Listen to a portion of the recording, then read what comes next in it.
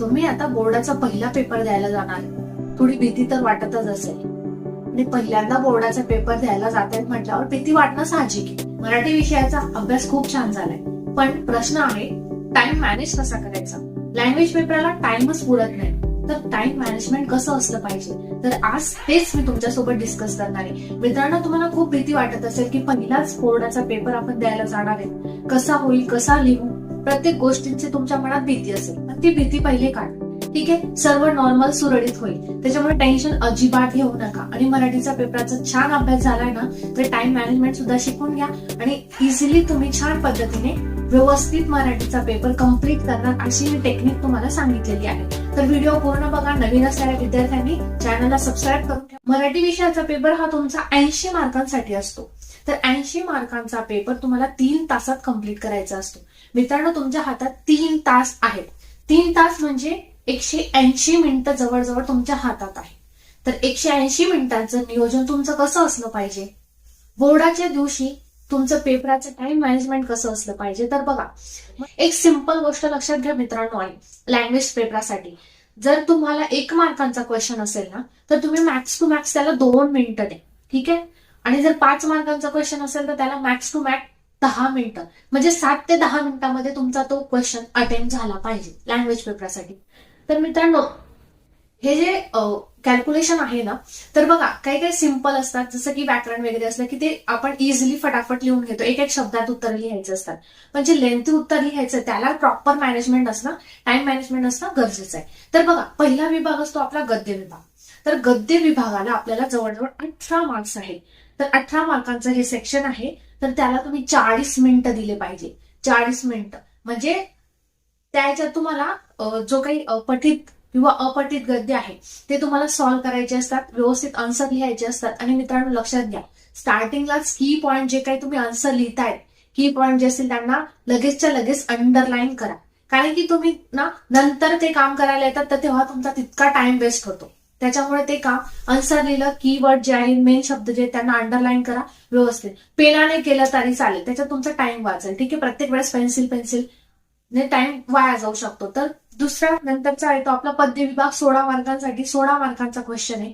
तर याच्यात मित्रांनो तुम्हाला रसग्रहण असेल, काव्य सौंदर्य किंवा स्वमत याच्यासारखे जे टॉपिक्स आहेत ना, ते लिहायला थोडा टाइम लागतो. त्याच्यामुळे तुम्ही पद्य विभागाला अर्धा तास द्यायला पाहिजे, म्हणजे 30 मिनिटं. 30 मिनिटात तुमचं हे सेक्शन लिहून झालं पाहिजे. व्यवस्थित लिहा, छानपैकी कवी कवयित्रीचं नाव जे असेल ते व्यवस्थित अंडरलाईन करा. जी कवितेवर विचारलंय ते कवितेचं नाव असेल डबल कोटेशन मध्ये छान अशा पद्धतीने लिहायचंय, ठीक आहे. मी जे सांगितलं ते कीवर्ड जे आहेत ते लगेचच अंडरलाईन करा, कारण की तुमचा तितका टाइम वाचेल. नंतर तुम्ही जर करायला म्हटलं तर तुम्ही पूर्ण पेपर चेक करणार, मग कुठले कीवर्ड्स आहेत तेव्हा आठवत नाही, सुटून जातं.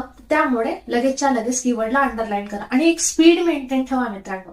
तुमचा रायटिंगचा स्पीड जर सुरुवातीला स्लो असला तर लास्टला टाइम पुरत नाही, खूप घाई गडबड होते, क्वेश्चन सुटतात. त्याच्यामुळे टाइम तुमचा जो स्पीड आहे रायटिंगचा तो कॉन्स्टंट ठेवा, म्हणजे सुरुवातीपासूनच व्यवस्थित लिहायला सुरुवात करा, ठीक आहे. हँडरायटिंग पण मॅटर करते, पण रिडेबल असली पाहिजे, काही विषय नाही. त्याच्यानंतर येतो स्थूल वाचन. स्थूल वाचनामध्ये सुद्धा मित्रांनो तुम्हाला 3 कृती असतात, त्याच्यापैकी 2 लिहायच्या असतात. तर त्या असतात तुम्हाला 7 ते 8 वाक्यांमध्ये असं बऱ्याचदा म्हटलेलं असतं. तर त्याच्यावरून तुम्हाला इतक्या लाईन्सचं उत्तर लिहायचंय. 6 मार्कांचा क्वेश्चन आहे, पण आन्सर जास्त लिहायचंय. तर त्याच्यासाठी तुम्हाला स्थूल वाचण्यासाठी तुम्हाला 20 मिनिटं तरी द्यायला पाहिजे, ठीक आहे. 2 कृती सोडवायच्या आहेत, तर तेवढं तुम्ही टाइम द्यायला पाहिजे. त्याच्यानंतर असतं आपलं व्याकरण, भाषा अभ्यास. तर हा क्वेश्चन मित्रांनो इझिली तुम्ही कमी वेळामध्ये अटेम्प्ट करू शकतात. तुम्ही जितक्या कमी वेळामध्ये हा अटेम्प्ट केला तर तुम्हाला तितकंच टाइम तुम्हाला उपयोजित लेखनासाठी भेटतो. तर भाषा अभ्यासासाठी ना 16 मार्क्स असतात. तर 16 मार्कांना तुम्ही 15 मिनिटात हे सेक्शन तुम्ही कम्प्लीट करू शकता. तर हे बघा, हे सेक्शन कम्प्लीट करताना ना व्यवस्थित बघा, प्रश्न क्रमांक व्यवस्थित टाका. काही गडबडीमध्ये अर्धा मार्क्सचे क्वेश्चन्स असतात, कारण की आपल्याकडनं ना मिस होऊन जातात कुठले कुठले क्वेश्चन. तर ते व्यवस्थित बघा. 15 मिनिटांमध्ये हे सेक्शन तुमचं इझिली कम्प्लीट होईल. आणि जे आन्सर लिहिलंय व्याकरणामध्ये त्याला अंडरलाईन करा, व्यवस्थित लिहा. विरुद्धार्थी शब्द आहे तर जो काही प्रश्नामध्ये दिलेला शब्द आणि त्याचा विरुद्धार्थी तर पूर्ण असं व्यवस्थित लिहायचं, नुसतं आन्सर लिहून यायचं नाही. व्यवस्थित प्रश्न क्रमांक टाकायचा, थोडक्यात प्रश्न लिहायचा, जे काही असेल वाक्यात उपयोग करा, तर कोणता वाक्प्रचार आहे ते असं थोडं मेन्शन करा, ठीक आहे. आणि जे आन्सर लिहिलंय त्याला अंडरलाईन करा. त्याच्यानंतरचा मेन उपयोजित लेखन. उपयोजित लेखन मित्रांनो तुम्हाला 24 मार्कांचं सेक्शन आहे. याला तुम्ही 50 मिनिटं म्हणजे जवळजवळ 1 तासाच्या आसपास म्हणजे 50 मिनिटं तुम्हाला याला द्यायचे आहेत. तर उपयोजित लेखनामध्ये तुम्हाला लिखाण जास्त असतं आणि ह्याच सेक्शनला तुम्हाला टाइम पुरत नाही. तर मित्रांनो याला जास्त मार्क्स पण आहे आणि जास्त लिहायचं पण आहे. तर काय करायचं? तर बघा मित्रांनो, पत्रलेखन जे आहे ना ते 6 मार्कांसाठी विचारलेलं असतं. तर त्याला तुम्ही मॅक्स 10 मिनिटं पर्यंत दिलं तरी चालेल. औपचारिक पत्रामध्ये तुम्हाला व्यवस्थित जे काही फॉर्मॅट आहे तो फॉलो करा. शुद्ध लेखनाकडे लक्ष द्या, ग्रामॅटिकल मिस्टेक होऊ देऊ नका आणि व्यवस्थित जर लिहिलेलं असेल, तुमची पत्राची सुरुवात पत्राचा एंड व्यवस्थित असेल तर तुम्हाला छान मार्क्स मिळतील. त्याच्यानंतरचं जाहिरात लेखन, बातमी लेखन, कथा लेखन हे क्वेश्चन असतात. तर त्याला मित्रांनो जाहिरात लेखन एवढा टाइम नाही लागत. तर तुम्ही मॅक्स 10 मिनिटं देऊ शकता किंवा 7 ते 10 मिनिटांमध्ये तुमची जाहिरात इझिली लिहिली जाईल. तर जाहिरात लेखन अट्रॅक्टिव्ह झाली पाहिजे मित्रांनो. कमी वेळेमध्ये छान अशी जाहिरात लिहायची आहे, छान बॉक्स करायचे, स्टार असेल, कुठे ऑफर म्हणजे ह्या गोष्टींनी अट्रॅक्ट होतं. तर त्या गोष्टींकडे थोडं लक्ष द्या आणि व्यवस्थित टाइम बघून हे लिहायचा प्रयत्न करा. बातमी लेखनामध्ये थोडं जास्त लिहायचं असतं, त्याच्यामुळे तुम्ही 15 मिनिटं पर्यंत याला द्या. स्टार्ट छान करा, एंड छान करा, फॉर्मॅटकडे लक्ष द्या, शुद्ध लेखनाकडे लक्ष असू द्या. ठीक आहे, ह्या गोष्टी त्याच्यात बघितल्या जातात. तुम्ही म्हणतात ना की कुठे चुका होतात उपयोजित लेखनामध्ये, तर ह्या वैयक्तिक गोष्ट आहे. ग्रामॅटिकल मिस्टेक करतात, फॉर्मॅट व्यवस्थित बघत नाही, तर ह्या काही गोष्टी आहेत. सिक्वेन्स खूप मॅटर करतो मित्रांनो. तुमचा फ्लो कसा आहे, जे काही कथा लिहिली असेल तर त्याचा फ्लो कसा आहे, स्टार्ट, मिड, एंड या गोष्टींकडे लक्ष दिलं जातं. तर अशा पद्धतीने तुम्हाला 15 मिनिटं म्हणजे कथा लेखन जरी केलं तर तुम्ही त्याला 10 ते 15 मिनिटं द्या. बातमी लेखन केलं तर त्याला 10 ते 15 मिनिटं आणि जाहिरात लेखन तुमचं 7 ते 10 मिनिटांमध्ये इझिली होईल. आणि शेवटचं आणि महत्वाचं म्हणजे निबंध लेखन. 8 मार्कांचा क्वेश्चन आहे, तर त्याला तुम्ही 8 × 16 म्हणजे 16 मिनिटं तुम्ही दिले पाहिजेत. तर 16 मिनिटं म्हणण्यापेक्षा जर तुमच्याजवळ थोडा टाइम असेल तर तुम्ही 20 मिनिटं व्यवस्थित शांत माइंड ठेवून व्यवस्थित निबंध लिहा. छान अशी सुरुवात करा, टायटल द्या, अंडरलाईन करा, छान पद्धतीने पॅराग्राफ्स वाईज, आणि जितक्या शब्दांमध्ये आन्सर लिहायला लावलं मित्रांनो तितक्या शब्दांमध्ये आन्सर लिहा. उगाच येत आहे म्हणून भरभरून लिहू नका, त्याच्यात खूप जास्त टाइम वेस्ट होतो. त्याच्यानंतर तुमचं एवढं सर्व झाल्यानंतर पूर्ण पेपरमध्ये तुम्हाला 15 ते 20 मिनिटं शेवटचे मिळालेच पाहिजे.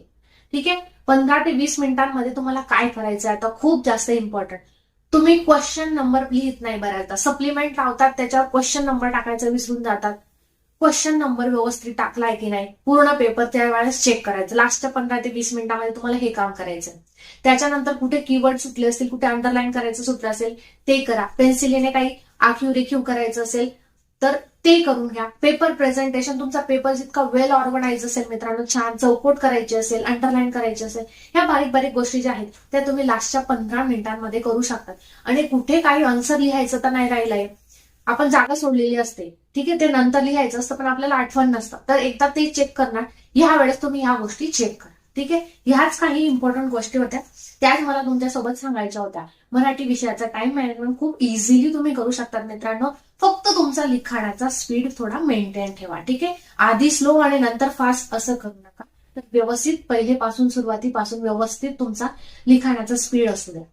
ठीक आहे, आणि कीवर्ड्स वगैरे यांना अंडरलाईन करा, छान पेपर प्रेझेंटेशन द्या आणि नक्कीच तुम्हाला छान मराठीचा पेपर जाणार आहे. तुमचा अभ्यास ऑलरेडी झालेला आहे, फक्त वेळेचं नियोजन कसं करायचं ते माहित नव्हतं. त्याच्यामुळे तुमचे आता सर्व डाऊट्स क्लिअर झाले. अजून काही डाऊट्स असतील तर ते तुम्ही मला कमेंट सेक्शन मध्ये विचारू शकता, त्यांना मी रिप्लाय नक्कीच देईल. भेटूया पुढच्या व्हिडिओमध्ये. अभ्यासासाठी ऑल द बेस्ट.